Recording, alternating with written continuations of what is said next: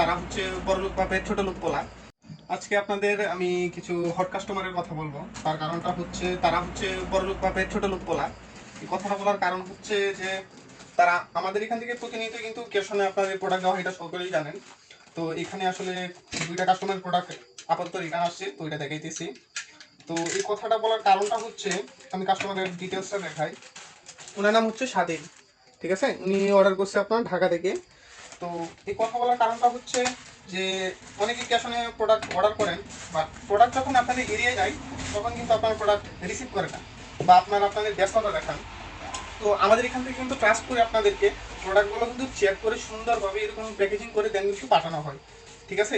তো আপনাকে কাস্টমার ডিটেলসগুলো দেখানো হয়েছে এখানে। তো এখানে প্রতিনিয়ত আমাদের অনেক অর্ডারেই সাকসেসফুলভাবে ডেলিভারি হয়। তো কিছু কিছু চেষ্টা কাস্টমার আছে যারা আসলে, এই যে এখানে আরেকটা কাস্টমার, তার নাম হচ্ছে সাকিব।